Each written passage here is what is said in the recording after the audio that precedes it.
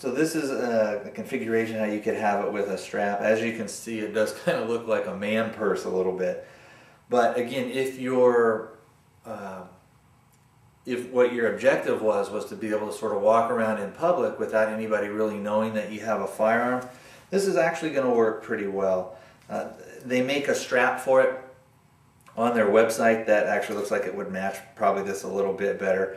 And this is just an old from an old briefcase I used to have for work. So, but it works, and I've used it. And again, if you're going to use the shoulder carry method, then the reason you would use this, or the reason you would have it on your belt, which I'll show in a second, is if you're walking around with this thing in your hand, it does get heavy. You're going to have a full-size firearm in here. And then also it's awkward. It looks a little more conspicuous. If you've got this on here, again, like I said, people aren't really going to think too much about it. And especially if you've got maybe your cell phone clipped to the outside of it, or you've got, it comes with a little carabiner, which I took off. And I think I'm using it for something else. But what I did is the one that came with it is kind of a little cheapy. So I put on a little bit bigger one, and you can then hang your keys on it, which I know other people do, and that kind of helps disguise it a little bit. But to access the weapon here, it's basically going to be the same thing. You're going to have to practice with it. It is a little bit awkward.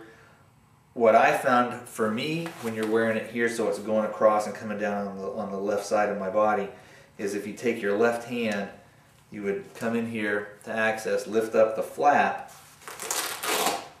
attain your firing grip on the weapon, and then pull it out, and then you can do what you need to do. Come back to a ready position, reholster, come back in, and again it's secured. It can be done, and like I said, this isn't anything that you're ever going to have as far as a fast draw or to get the drop on somebody. It would be something to where hopefully you'll have the time to do it. The one good thing about this is, let's say that if even a bad guy was saying, give me your wallet, you can say, okay, I'll give you what I got, just give me a second.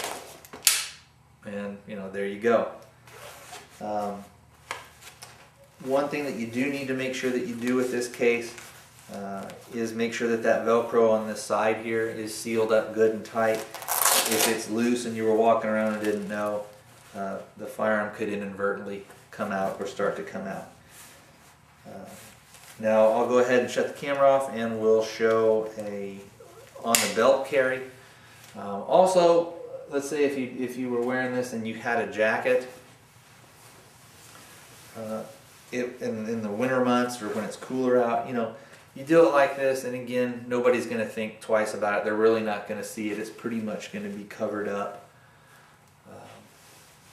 So let me go ahead and show you how you would put it and attach it on the belt. And before I do that, another thing, they do make both what they call a right hand and a left hand model, so that if you were primarily, if you're left-handed, what you want is you want to be able to carry it, in a little bit different manner, so that you can access it a little bit better. So they do make, again, like I said, they do make a right hand and left hand model. Or it may depend, if you always wanted to carry it over here, it may be better to have, the buckle like that. So if you were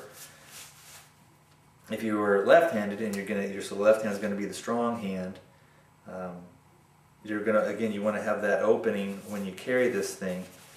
That opening wants to be facing forward. So if you're a lefty and you're carrying it like this with that opening facing forward, the way that you're going to access the gun is not going to work for you. So that's why they make both a right and a left-handed model.